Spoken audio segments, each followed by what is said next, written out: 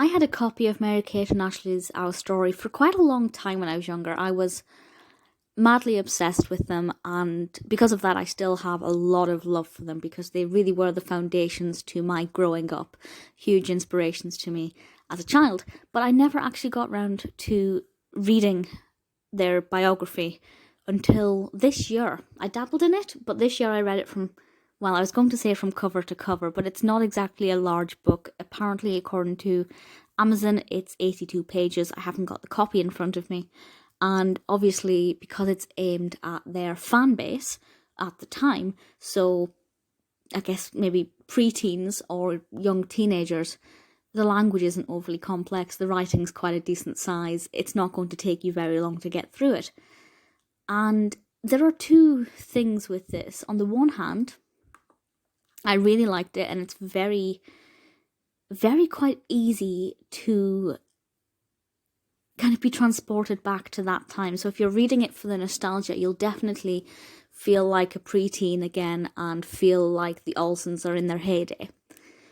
But the other thing is that it's quite upsetting for a fan, because they talk about, how they talk about their acting inspirations, who they admire and whose careers they look up to, and maybe what they'd hope to be, or the kind of films they'd like to act in when they're older. Obviously, as we know, they kind of stopped acting when they were about 16, give or take. I know Mary-Kate was in an episode of, was it Samantha Who? I think so. But yeah, they've obviously done a few tiny bits and pieces, but it's just weird to see that what they were speaking about then is not necessarily what unfolded, although they do talk about fashion quite a bit in this book. Now, I say they talk about it. This is a really interesting format because it's kind of biography, but also autobiography. It's kind of like, I guess, an official biography because it's written in third person. But there are lots of quotes from the Olsen twins. They get, their voices heard a lot. And I think that's kind of a really nice way of doing it because on the one hand, we get the facts that we want.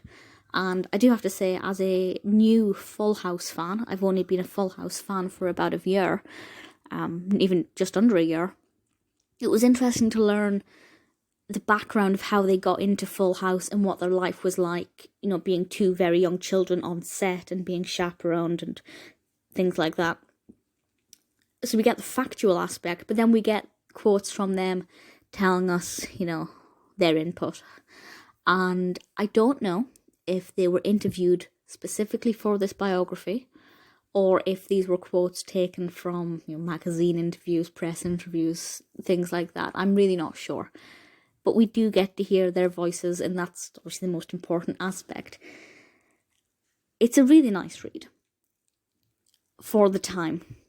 It will make you feel like you understand the Olsens more, and it makes them feel very grounded, because obviously when you grow up and you watch the Olsens, you just think, yeah, those twins are living their best life and everything is perfect for them and they have this most amazing existence. But they also talk a lot about, how they have homeschooling, they spend their free time going to the gym or doing all of these kind of regular things, hanging out with friends.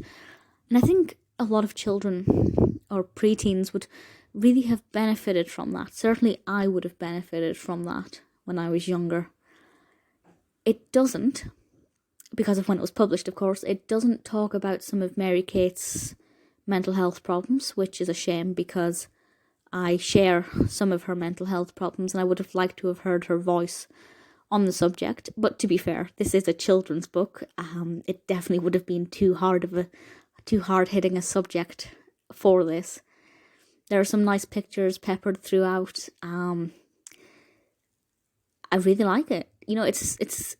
I wish so badly that they would each release memoirs, autobiographies, something, even just jointly. There are just so many questions I have for them and so much I'd love to ask them. Also, this does mention Trent and Elizabeth Olsen as well. Not in any great detail, but at this point Elizabeth Olsen was basically nobody in the acting world. She was still a very young child, not interested in Hollywood. So it's kind of interesting to look back, if you're an Elizabeth Olsen fan, at, I guess, just what her young life was like as well. We have some great behind the scenes photos and things, and it's just a really fun read. It's not the most gripping or compelling. It won't reveal anything shocking. For the target audience of the Olsen's fans, I think it would really open up their world and make them feel kind of normal, but you also get to see the glamorous side of their life as well.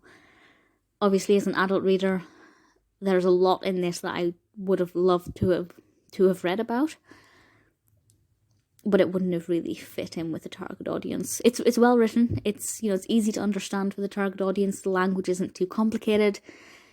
The Olsens get their tone of voice across pretty well, as far as I would perceive it. Really well put together, or nicely put together, hardback book with some photos in it, good writing size, decent sized book. If you're an Olsen fan, or if you were ever an Olsen fan, and you still like them as a guilty pleasure or a nostalgia trip, I'd say give it a read. If you're looking for something gritty and full of secrets and fascinating insights into the Olsens we know now, this is not going to do that. Maybe one day, if we cross our fingers, we will get that book. But for now, this is pretty good fun.